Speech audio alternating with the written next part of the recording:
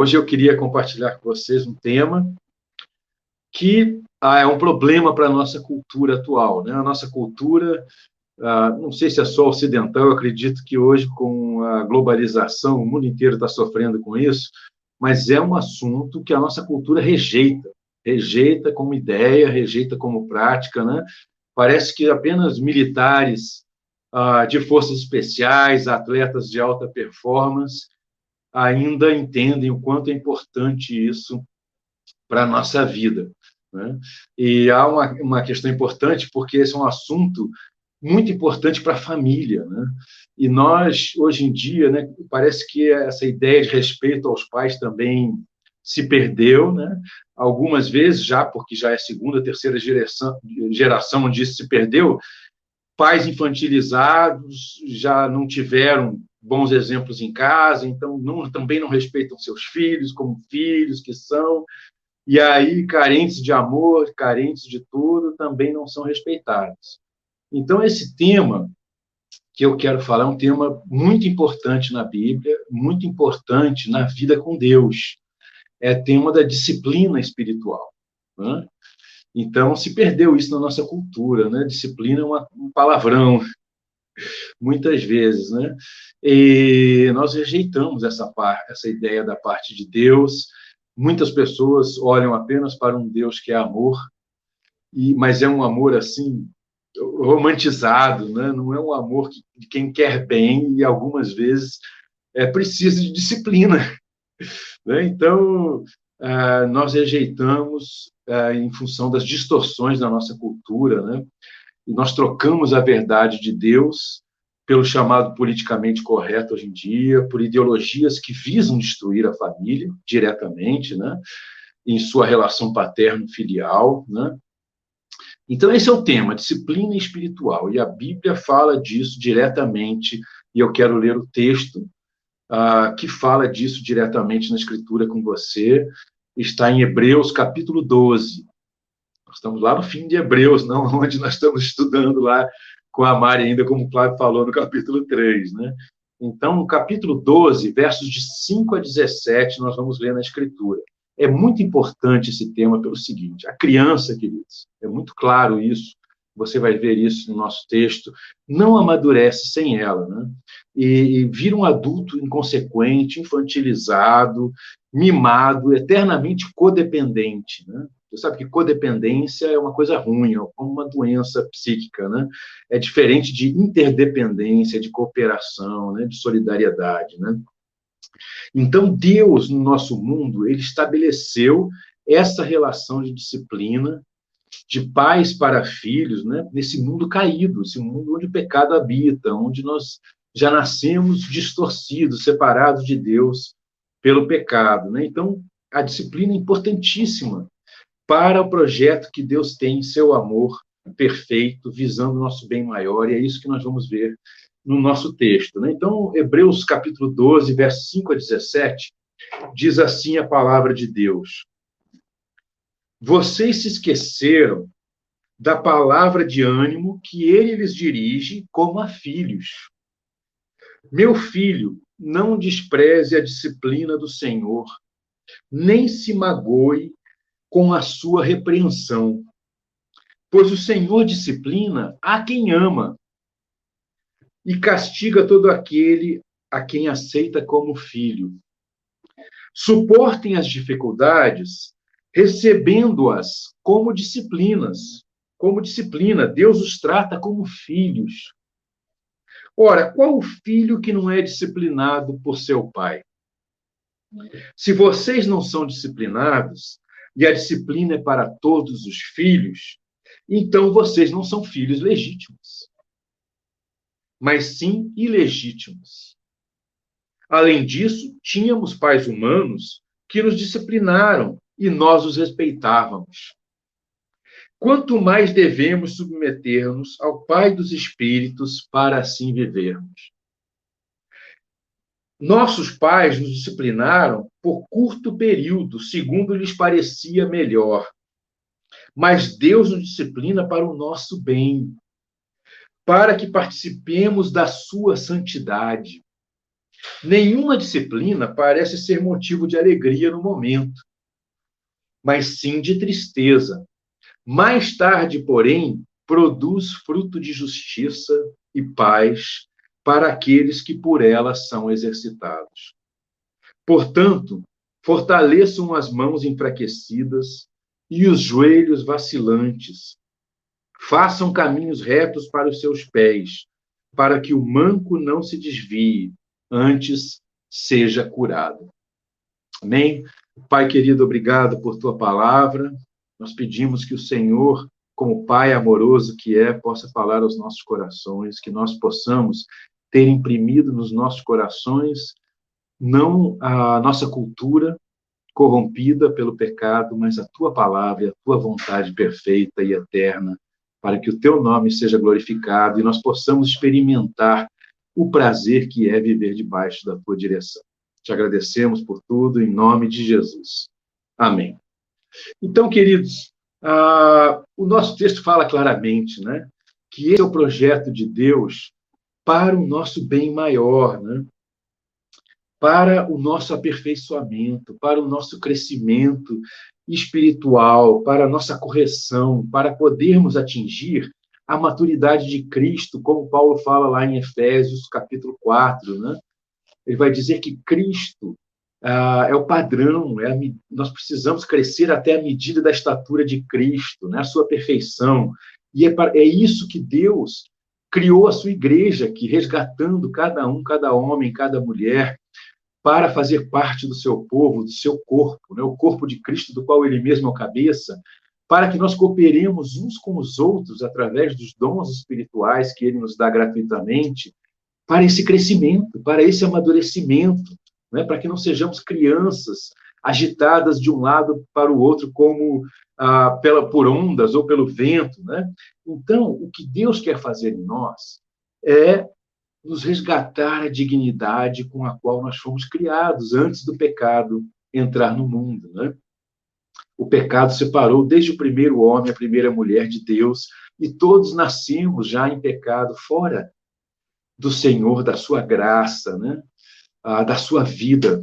E assim nós tentamos conseguir satisfação, segurança, vida, a realização por nós mesmos, como se nós fôssemos autônomos, como se Deus não existisse. E Cristo veio para nos dizer o contrário. Olha, vocês não foram criados para isso. Essa autonomia de vocês é falsa, só leva à morte, só leva a sofrimento. Vocês precisam ser reenxertados em Deus, para ter fluindo em vocês a sua vida, o seu amor, a sua graça, terem comunhão eterna com Ele. E assim vocês vão viver para sempre, vão ser realizados, plenamente satisfeitos. E Ele vai ser glorificado nisso, né? Então, queridos, nós, quando somos enxertados na videira, que é Cristo Jesus, né, somos enxertados na comunhão com o nosso Criador, nós não nos tornamos imediatamente perfeitos. Nós temos a semente de uma nova vida que precisa ser alimentada para poder crescer, florescer e frutificar. E esse processo, que Deus chama de santificação, é exercido através dessa disciplina, né, de Deus na nossa vida, para que Ele resgate a dignidade da imagodeia, a sua imagem em nós. Esse é o único caminho para a felicidade humana, não existe outro. Se você quer ser feliz, não busque a felicidade como um fim em si mesmo, mas busque viver debaixo da vontade de Deus, né? Debaixo da sua disciplina, e você vai encontrar, no fim, essa felicidade, né? Então, queridos, olha só, rejeitar a disciplina de Deus é o mesmo que seguir rebeldes contra o seu Criador, contra o seu Redentor, né? E reafirmar essa falsa autonomia, né, de que nós podemos viver fora da comunhão com Ele, né? Então, nosso texto, ele começa dizendo isso, né? Ele diz assim, olha, vocês se esqueceram da palavra de ânimo, de encorajamento, de fortalecimento, né, que ele lhes dirige como a filhos, filhos amados, né, do Pai que é amor, né? Então ele diz assim, meu filho, né, isso é uma profecia, está no Antigo Testamento, né, queridos?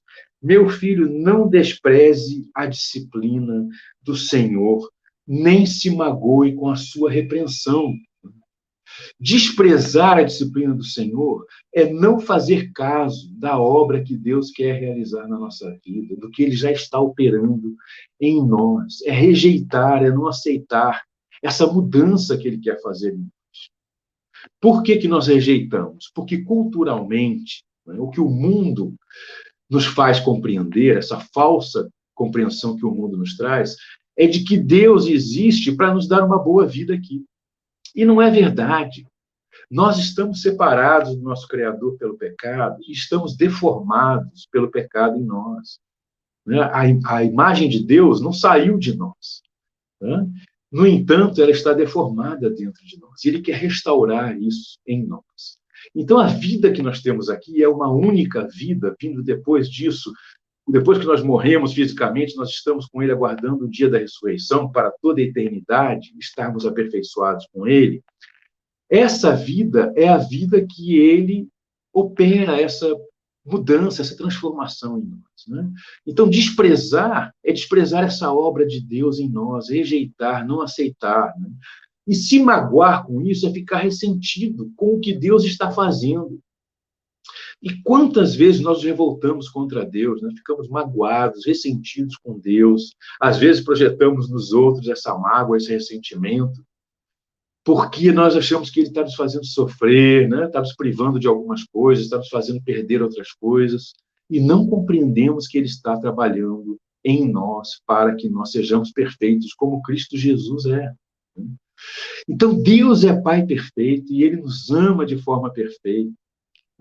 A gente não pode ficar projetando as imperfeições nossas e dos nossos pais terrenos no Deus que é perfeito e é amor perfeito. Ele não é como as pessoas, como seres humanos caídos. Então, queridos, no verso 6, ele diz assim: pois o Senhor disciplina a quem ama. Se Ele não nos amasse, Ele não nos disciplinava. Ele castiga, corrige todo aquele que aceita como filho. Nós somos criaturas de Deus e no momento que nós recebemos a Cristo de maneira consciente, reconhecendo-nos como pecador e que Ele trouxe o perdão dos nossos pecados e a reconciliação consigo mesmo, com Deus, por meio da sua morte e da sua ressurreição, nós o recebemos por meio do Espírito Santo em nossa vida, nascemos de novo, espiritualmente, e somos dele por toda a eternidade. Ele nos cela com seu Espírito. Nesse momento, nós nos tornamos filhos de Deus, diz a palavra de Deus. Diz João, o apóstolo João, no seu Evangelho, no capítulo 1, versículo 12.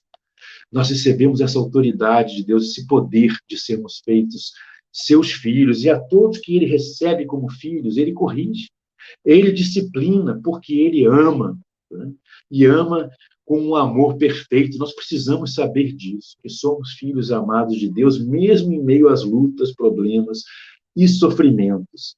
E aí no verso 7 ele diz isso claramente, ele fala assim, olha, suportem as dificuldades, suportem, recebendo-as como disciplina, porque Deus trata vocês como a filhos.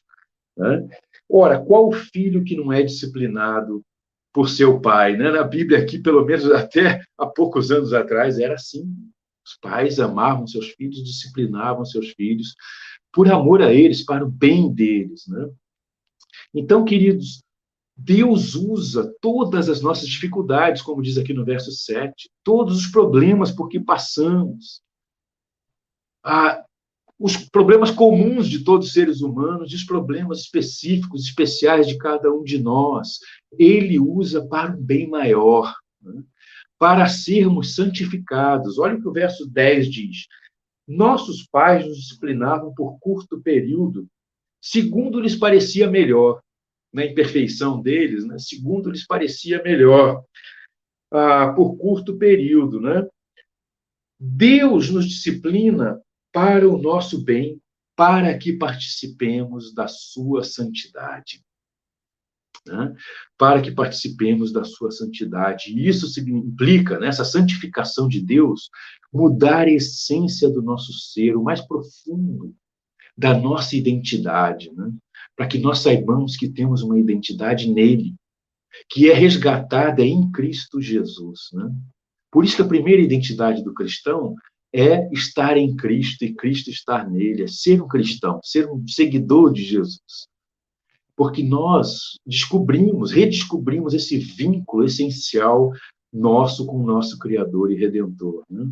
Então, a resgatar e mudar a nossa cultura mais profunda, a nossa identidade, ele muda as nossas crenças mais profundas, os nossos valores, a nossa cosmovisão, a nossa forma de compreender a realidade, tanto dele, quanto nossa, quanto do nosso próximo, quanto do universo à nossa volta. Né? Então, nós passamos a ver as coisas cada vez mais, dia a dia, à medida que somos disciplinados por Deus, como Jesus as vê, se nós aceitamos de bom grado, né, essa disciplina que ele nos impõe. Né? Então, nós passamos a pensar como Jesus. Nós mudamos nossas atitudes. Mais do que isso, nós mudamos nossas reações. Né? Mudar as reações, quando somos provocados, não dá para falsear, não dá para falsificar. Né? Revelam o mal que há em nós. Né? Quando nossas reações são más, são ruins, são negativas, isso mostra o quanto nós precisamos ainda ser transformados e santificados pelo Senhor. Né? Então, querido, santificação é esse processo que Deus usa, né?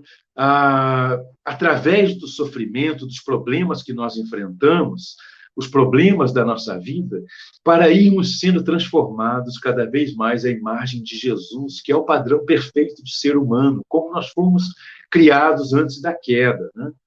Então, é verdade, Deus usa também disciplinas positivas, né? Disciplinas espirituais, através do Espírito Santo. Né? Então, ele usa a oração, ele usa o louvor, ele usa a palavra, ele usa a meditação, o serviço, o jejum, a comunhão, a solitude, né? O silêncio, o testemunho, disciplinas espirituais positivas, que nós vamos ainda falar dela num outro momento, mas ele usa também, dia a dia, os nossos problemas e dificuldades pelos quais nós sofremos, né? Como disciplinas. O ser humano, de um modo geral, esteja ou não em Cristo, vai sofrer. Mas Deus usa o nosso sofrimento e nossas dificuldades e problemas para um bem maior. A palavra de Deus diz que no momento que você está em Cristo, nem um fio de cabelo seu cai sem o consentimento de Deus. Isso quer dizer que tudo que acontece na sua vida depois que você está em Cristo, acontece ou porque Deus agiu para que acontecesse assim, ou porque ele permitiu, e ele está usando isso para o seu bem, porque ele te ama. Ele está conduzindo você nesse processo. Você não está mais ao Deus dará, né? Como diz o ditado, sofrendo por sofrer. Ele tem um propósito na sua vida. Né? Então, disciplina é o que ele faz e permite que aconteça para nós sermos transformados segundo esse propósito muito mais elevado, espiritual, né? E como nos diz os versos 9 e 10, ele diz assim, além disso, tínhamos pais humanos que nos disciplinavam e nós os respeitávamos. Quanto mais devemos submeter-nos ao Pai dos Espíritos para assim vivermos. Né? Então, ele faz esse contraste entre pais humanos, de carne e osso, né? Neste mundo, e do Pai espiritual, né? Pai dos espíritos, porque ele está operando em nosso espírito, ele está transformando a nossa alma. Né? Porque no futuro, na ressurreição, nós vamos receber um corpo incorruptível, como o de Jesus na sua ressurreição, aperfeiçoado, perfeito, completo. Né? Mas aqui ele está aperfeiçoando o nosso espírito, nossa alma, para que nós estejamos preparados para vivermos na eternidade com o Senhor. É isso que ele quer fazer, uma obra, porque ele tem um propósito para cada um, né? E para todos os seus filhos e filhas. Né? Então, é mais do que simplesmente termos uma boa vida aqui. Não é isso que é o propósito final de Deus para nós aqui. Né? Essa falsa pregação de uma prosperidade física, material, né?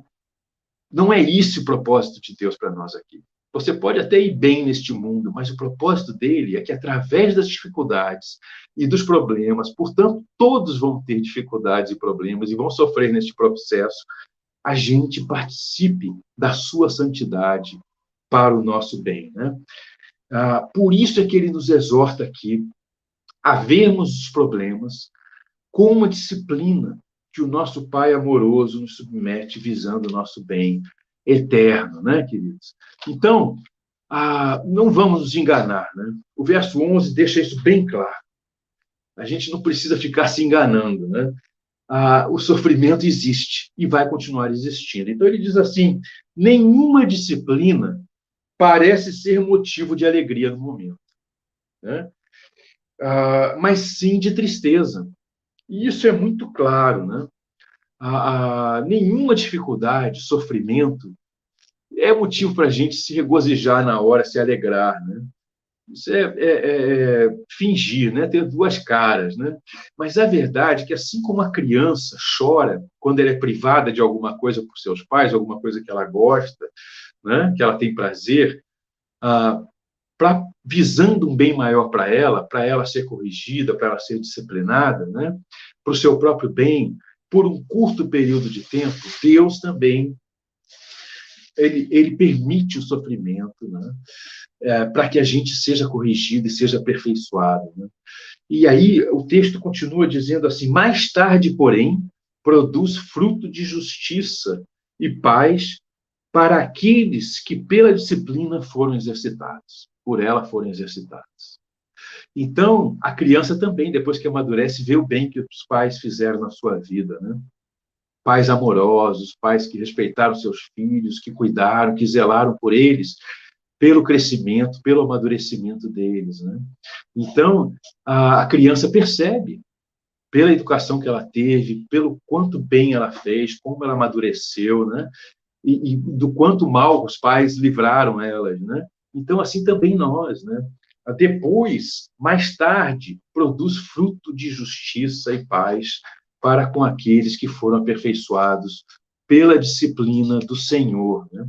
Então, queridos, muitas vezes a disciplina espiritual é realizada por Deus usando sofrimentos, dificuldades difíceis de suportar, né?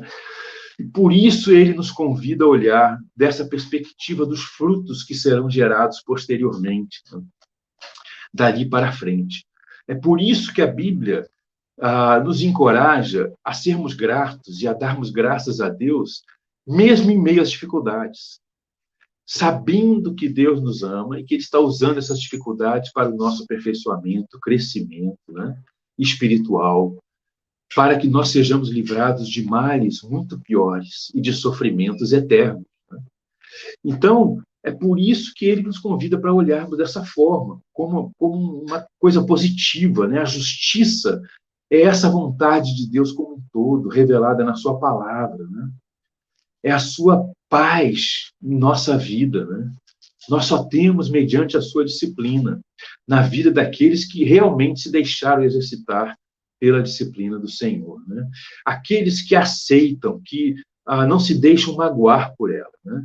Não se ressentem daquilo que Deus lhes permite passar, mas compreendem, discernem seu bem maior. E isso são cristãos que estão crescendo, que estão amadurecendo, que não estão eternamente, né, convivendo com outros cristãos na igreja e necessitando ainda do leite, né? Como diz o próprio livro de Hebreus, em capítulos anteriores, no capítulo 6. Né? Já estão há décadas caminhando com Cristo e ainda precisam de leitinho e não de alimento sólido, porque não suportam, diz a palavra de Deus, né? Se ressentem, rejeitam, se magoam, né? Por causa de pequenas coisas. E o Senhor nos chama a crescer, a sermos cristãos maduros, né? Homens e mulheres maduros em Cristo, né? Cheios dos frutos da justiça e da paz do Senhor em nossas vidas. Então, a conclusão, queridos, que o nosso texto nos convida está no versículo 12 e 13. O Pai te ama com amor completo e perfeito, né? Saiba disso, o Pai te ama, o Filho, Jesus Cristo, te ama, né? E você está nele, e ele está em você, e ele está aí para você. Ele se importa com você, né? Por isso ele diz assim nos versos 12 e 13, portanto, fortaleçam as mãos enfraquecidas e os joelhos vacilantes, citando um verso de Isaías, né? Capítulo 35, verso 3, fortaleça as mãos. enfraquecidas e os joelhos vacilantes, em meio às dificuldades, sofrimentos e problemas, né? No verso 13, façam caminhos retos para os seus pés, para que o manco não se desvie, antes seja curado, né? Então, querido, sabendo desse amor maravilhoso do Pai, do cuidado, do quanto ele se importa por meio de Jesus, fiquem firmes, não é isso que ele está dizendo. Tenham coragem, seja corajoso, seja corajosa, animem-se, né? Porque algo muito bom e melhor vem daí, dessas dificuldades, por causa do amor e do cuidado que Deus tem por cada um de nós, né?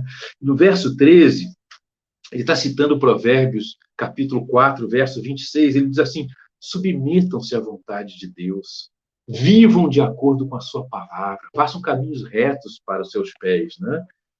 Submetam-se à vontade dele, que é boa, perfeita e agradável. Viva de acordo com tudo que diz na sua palavra. Deus quer curá-los. Deus quer o seu bem maior, ele quer curar, ele quer aperfeiçoar você, segundo a perfeição que há em Cristo Jesus. Ele quer te santificar, né? Para que você não se afaste, né? Para que você não siga doente, né?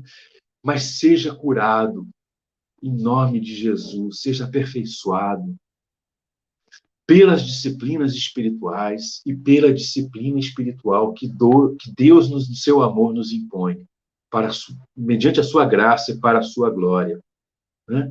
Então, queridos, viva assim, aceite a disciplina de Deus, olhe como uma coisa boa na sua vida, glorifique a Deus por isso, fortaleça os joelhos vacilantes, né? Fortaleça as mãos enfraquecidas, firme-se nisso, no amor do Senhor, na graça de Deus, e submeta-se ao Senhor na sua palavra, e assim você vai descobrir o que é a verdadeira felicidade, né? Porque ele se importa e ele está junto com você, né? E Deus só disciplina aqueles a quem ama, né? Quem recebeu Jesus de um modo consciente na sua vida e se tornou filho de Deus. Você é amado por Deus, você é querido por Deus, você é amada por Deus e querida por Deus. E é por isso que ele permite que você passe por essas coisas. Amém? Deus te abençoe, graça e paz.